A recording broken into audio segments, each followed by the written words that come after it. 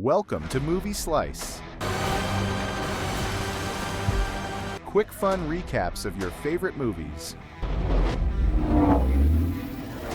Sharp, funny, and to the point. Hit subscribe and get your perfect slice of cinema. The movie Mortal Engines starts by seeing that in just 60 minutes, the ancient humans managed to bring humanity to the brink of extinction, and those who survived created mobile settlements to try to survive in a destroyed and poisoned land, which after a long time led them to the era of the great predator cities of the West. We move on to a girl observing a huge city on wheels. She returns to her settlement, and there we learn that this giant mobile city is called a predator city. After the announcement of a predator city in the vicinity, all the settlements separate and flee desperately. The predator city then begins a chase after the mobile settlement. After some time fleeing, the small city reaches a place with a rough, hole-ridden terrain, and due to a decrease in its speed, it ends up being caught by the predator city. Next, we see Tom arriving late at his job. His boss, Pomeroy, warns him about his behavior, as apparently this is the third time in a row. Right after that,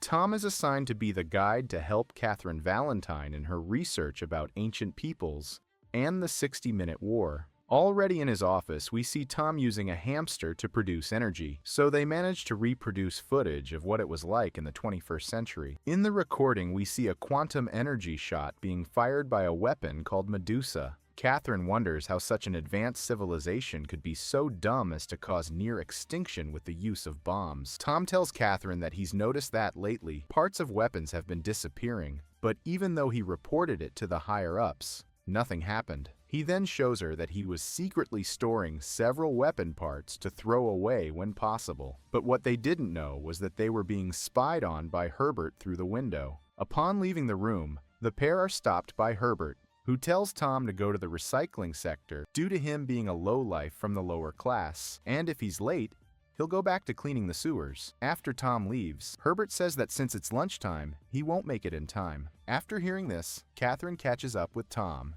and says she'll take him to the sector, and then we quickly see the settlement being attached to London, the predator city. Ignoring lines and blockades because he's accompanying an important woman, Tom continues on his way to the destination. Catherine asks why Tom has to arrive quickly, and he explains that he must get there fast to separate items of historic value before they're used as fuel. While walking, the pair talk about the enemies of the wheeled cities, the anti-tractionists, who are against mobile cities, and we see that the most wanted woman is called Fang. Arriving at the destination, Tom is desperate to see a toaster being thrown away. Apparently for them, this is a major treasure. We then meet Thaddius Valentine, Catherine's father, and also Tom's idol writer. Next, Thaddius receives a fusion inverter, something very rare and dangerous. The writer then tells Tom that the object will be discarded as it should, and won't end up in the hands of engineers.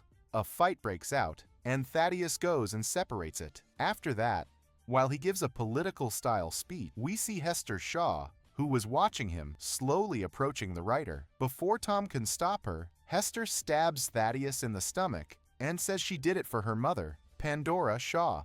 Tom approaches and takes the knife from her hand. Her mask falls off, and we see a huge cut scar on her face. Seeing the police approaching, Hester starts her escape with Tom on her tail, and Thaddius follows both of them. After a lot of running through the newly hunted settlement being destroyed, Hester, seeing herself cornered, decides to throw herself down the disposal chute, but Tom manages to grab her. The girl then tells him that Thaddius is responsible for her scar and tells him to ask about her and her mother. After that, she lets go and falls. Thaddius arrives right after, and as open-mouthed as he is, Tom ends up revealing the things the girl said, which makes the writer push him through the grate. Next, we see Catherine and some guards arriving at the scene. Thaddius says Tom fell during a fight with Hester, but looking around, Catherine sees there was a witness present. Later in a room, we see father and daughter talking. Thaddius says he doesn't know who Hester was, and that she was probably an anti-tractionist who hated him, and then says that tractionists and people from static settlements couldn't understand each other because they hide supplies behind a wall to watch them starve. On solid ground, we see searches for Tom happening, and, luckily for him, Hester had hidden him under some plants. After waking up, he remembers being pushed by Thaddius, and not knowing what to do, he asks Hester to take him to some trade city. Meanwhile, we see Thaddius in a meeting with Magnus Chrome, his superior, where it is said that they are running out of time as food is becoming scarce. And because of this, the writer's energy plan will not be able to be completed. While leaving home talking with his daughter, Thaddius lets Hester's name slip, but after being questioned by Catherine, he avoids the topic and leaves. Then Thaddius arrives at Dr. Twix's laboratory, where we see that all the things that disappeared were ending up there. Dr. Twix informs Thaddius about an undead soldier who was in prison and is hunting the same target as the writer, Hester Shaw. Meanwhile, Tom is bragging about his incredible sense of direction, which leads Hester to ask him which way they should go at a fork in the road. Tom says they should go south, as that's where the wheel tracks lead, but Hester says in the Outlands you should never go south. At night, Hester is awakened by noises. Following them, she sees Tom calling for help from what he thinks is a commercial city.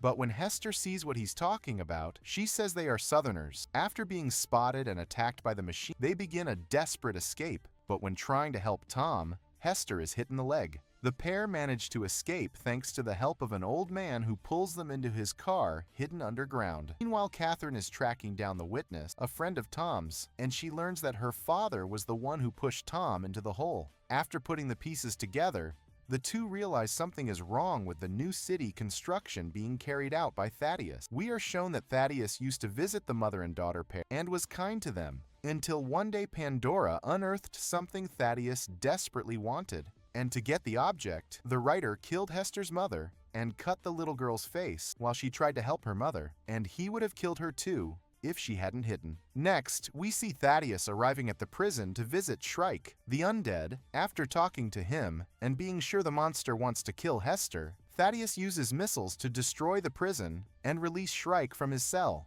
and we quickly see the monster emerging from the water. The pair are now in the elderly couple's vehicle home, lying in a room that looks more like a captivity, and Hester takes the opportunity to tell Tom about her past. We then see Hester and Tom being taken as prisoners to be sold at an auction. When Hester is about to be sold to a butcher, Fang, the #1 enemy of the Tractionists, offers 50 quirks for her. Seeing Anna approach, the auctioneer threatens her, saying he will turn her into the authorities and claim the 50,000 quirks reward. Anna ignores the loudmouth and pulls out a shotgun, then kills the man and frees Hester. While Anna fights several people and the pair try to escape, Shrike appears and surprises them. We quickly see Anna finishing off the butcher in a spectacular way, referencing Old West sheriffs who had stars on their boots. When they are cornered and about to be killed by Shrike, Anna appears and shoots the monster directly. After Hester boards the ship, Fang takes off, leaving Tom behind.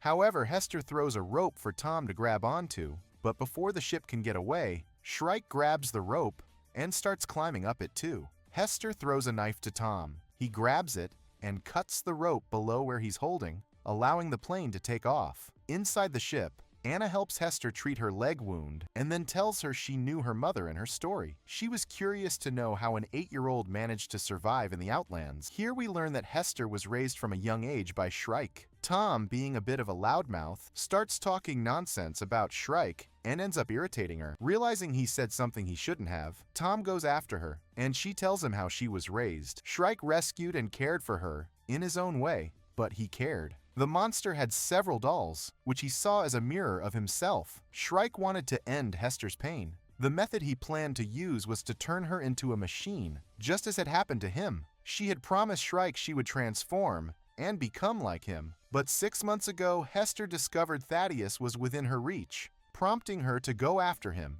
and angry at the broken promise, Shrike began to pursue her. Next, we see Catherine and her new friend arriving at Tom's room. Pomeroy, who was already there, explains the equipment had already been taken by Thaddius's men. He then shows them a path to the cathedral and warns them to be careful. At Anna's request, Tom pilots the ship to land in the floating city. Upon arrival, we see a sign stating it is strictly forbidden to smoke or make any kind of spark. Captain Cora welcomes them, and as they walk, he asks Anna if she really thinks Hester can help save them. We move to Thaddius's operation, which is yielding results, and he has ordered London to change course eastward. In the floating city, while sitting at the table, Anna asks Hester what she knows about Thaddius's project, but the girl says she doesn't remember what the object stolen from her mother looked like, as she was only 8 at the time. After recalling something through the conversation, Tom draws a symbol on a piece of paper, which makes Hester recognize the drawing, as there was an identical one on the object Thaddius took from her mother.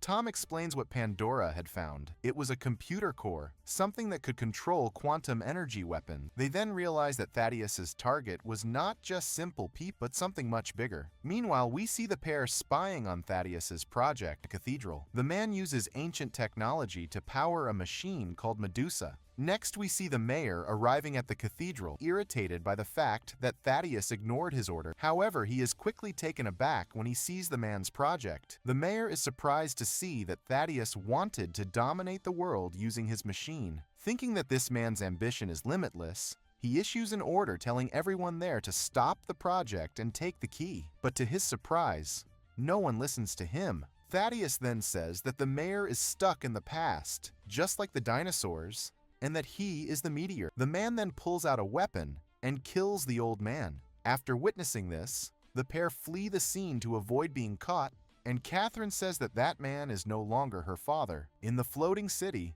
the team realizes Thaddius's intentions regarding attacking the wall. Just as they are about to warn others, the power goes out everywhere. Amid screams in the darkness, Shrike appears, breaking down the door and calling for Hester. The team tries to attack Shrike, but not only do they fail, some are killed by being thrown out. Anna and some of the team try to defeat Shrike, while Tom and Hester run to the ship. They manage to make him fall, but soon see that he held on to something and is still in the city. Fleeing amid the chaos, they end up being found by Shrike. Tom tries to attack him, but is easily knocked down, and when he is about to be killed, Hester manages to stop Shrike from doing it. Here we see that Shrike considered Hester as a daughter, because seeing her cry, he becomes angry and confused, realizing something. Shrike asks Hester if she loves Tom, but before anything else, Shrike starts to falter, and realizing there is no more time, he releases Hester from her promise and passes away, while we see some memories he had with the girl.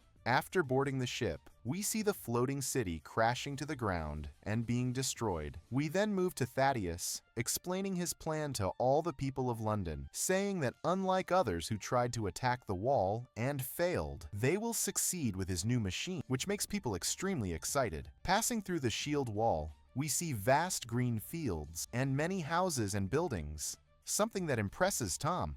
Upon arrival, the team heads to a meeting with the governor, where after a quick conversation, the man decides to attack London before they are attacked. And this does not make Tom happy at all. With the alarm sounding throughout the city, everyone begins preparations for the imminent battle. As they approach the wall, the Medusa emerges from the cathedral roof and is shown to everyone while locking its aim on the target. On the wall side, we see several cannons and planes ready for combat. While observing a sculpture on the wall, Hester notices something, and checking the object her mother had given her, she discovers that there was the key, the only way to stop Medusa. After seeing that Medusa is ready to fire, Anna says to sound the alert for everyone. Medusa fires a shot that destroys a good part of the wall. After that, Medusa is retracted to recharge, and the Londoners are excited, chanting London's name. Anna and the team decide to go to London to find a way to stop Medusa. On their way there, Medusa fires again, destabilizing the planes.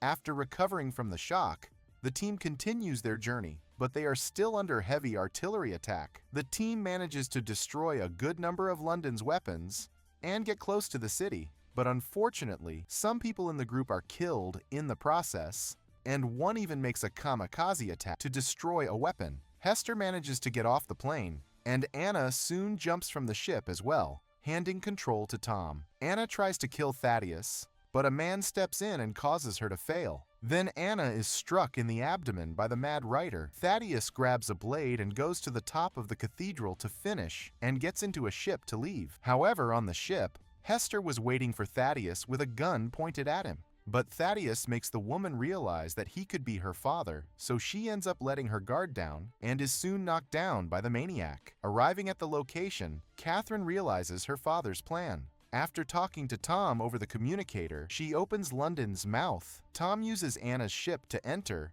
and fires a missile at the city's core, and after doing so, he leaves the area. After Hester tries to fight back, the two start a fight. While she is being overpowered, she uses a knife to cut Thaddius's face, who ends up letting go of the girl. Thaddius turns and asks if the girl wants them both to die, but she says no, because she would survive. And after that, Tom appears with the ship, and Hester climbs aboard, and the pilot then uses a missile to hit the other aircraft. After the plane crashes, we see that Thaddius had survived, but London, which still hadn't stopped moving, ends up running over the wreckage of the plane. After the battle ends, we see the residents of London being welcomed at the wall by the mayor. And still in the sky, we see Tom inviting Hester to go with him to see the world, to go wherever the wind takes them, and she accepts the invitation. And here the movie ends. If you liked the video, subscribe to the channel and activate the notification button so you never miss an updates. See you in the next video.